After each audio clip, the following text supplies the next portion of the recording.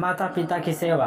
गांव के पनघट पर चार औरतें पानी भरने आई। पानी भरते भरते वे एक दूसरे से बातें करने लगी। चारों के एक एक पुत्र थे। बातों बातों में उन्होंने अपने पुत्रों को का गुणों का बखान करना प्रारंभ कर दिया। पहली औरत बोली, मेरा पुत्र बहुत सुरीली बांसुरी बजाता है। जो भी उसकी बांसुरी सुनता है मंत्रमुग्ध हो जाता है। ऐसा भगवान पुत्र सबको दे प्रसन्न। दूसरी औरत बोली, मेरा पुत्र बड़ा पहलवान है। इस गांव में ही नहीं बल्कि दूर दूर के गांव में उसकी बहादुरी का डंका बजता है। ऐसा गुणवान पुत्र भगवान सबको दे। तीसरी औरत कहाँ पीछे रहने, वो बोली, मेरा पुत्र कुशाग्र बुद्धि है। इससे अधिक बुद्धिमान इस पूरे गांव में नहीं।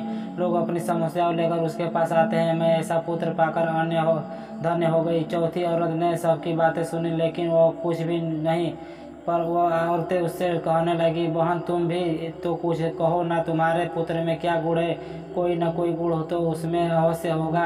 वो औरत बोली, क्या कहूँ बहनों, मेरे पुत्र में तुम्हारे पुत्रों की तरह कोई गुण नहीं है। उसकी बात सुनकर तीनों औरतें ने गर्व से अपना सिर उठा लिया। कुछ देर में सबने पानी भर लिया और वापस जाने के लिए अपना अपना घड़ा उठाने लगी। उसी समय पहली औरत का पुत्र हाथ में बांसुरी लिए वहां से गुजरा। उसने देखा कि उसकी माँ पानी से भरा घड़ा नहीं उठा पा रही है, किंतु वह अनदेखा कर बांसुरी बजाते हुए वहां से चला गया। दूसरी औरत का पहलवान पुत्र कुछ ही दूरी पर मुद्र घुमा रहा था। उसकी माँ कुएं से घड़ा उठाकर जैसे उतरी, उसका पैर फिसल गया। किसी ने प्रकार का वह संभल, किंतु पहलवान पुत्र अपनी माँ को नजर उठाकर देखने के बाद भी उससे पास नहीं आया और अपनी कसरत में लगा रहा। तीसरी औरत का पुत्र भी वहां से गीता पढ़ते हुए निकला। उसकी माँ ने उससे कहा, पुत्र मैं दोनों हाथों से घड़ा पकड़े हुए हैं, रस्सी जरा मेरे कंधे पर डाल दे। लेकिन वह अपनी माँ की बात अनसुनी कर वहां से चला गया। तभी चौथी औरत का पुत्र वहां आया। अपनी माँ के